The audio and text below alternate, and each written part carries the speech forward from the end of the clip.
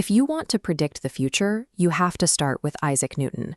Newton's second law, force equals mass times acceleration, tells us exactly what happens when you push a physical object. But there is a hidden catch. Physical forces do not dictate an object's position directly. They only dictate its acceleration. To know where an object will be 10 seconds or 10 years from now, we have to look past the current moment. We have to take that immediate acceleration and build a curved path into the future, essentially calculating a long-term timeline using only short-term information. Differential equations are the specific mathematical language designed to bridge this gap, connecting instant-to-instant changes to overall long-term behavior.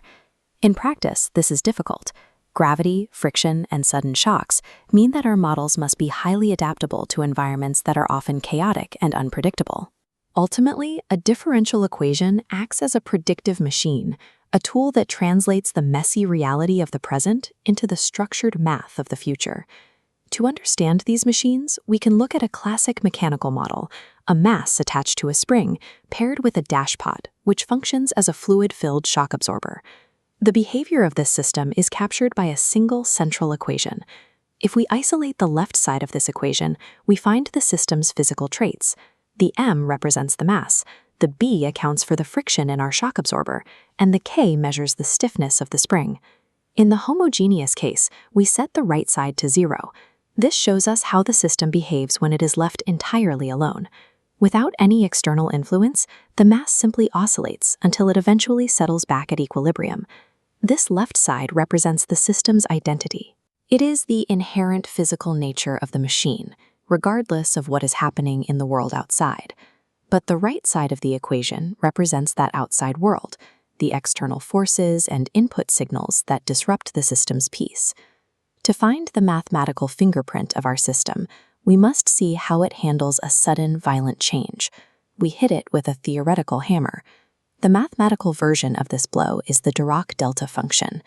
It represents a massive, instantaneous unit impulse that occurs at exactly time 0.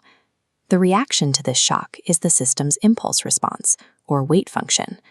You can see the spike of the hammer blow followed by a specific decay pattern as the system absorbs the energy. This single decay pattern serves as the system's mathematical genetic code. It reveals exactly how the mechanism will respond to any force it might ever encounter. In reality, forces don't usually come in isolated blows. They are continuous, overlapping streams of data. Using convolution, we take that single impulse response to calculate how the system reacts to a messy, continuous input. This output response then feeds directly into another system as its new input, modeling complex cascades of cause and effect. This is how an airplane manages to stay stable.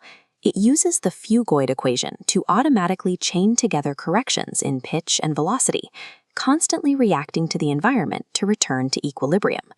Solving these equations is the ultimate act of translation.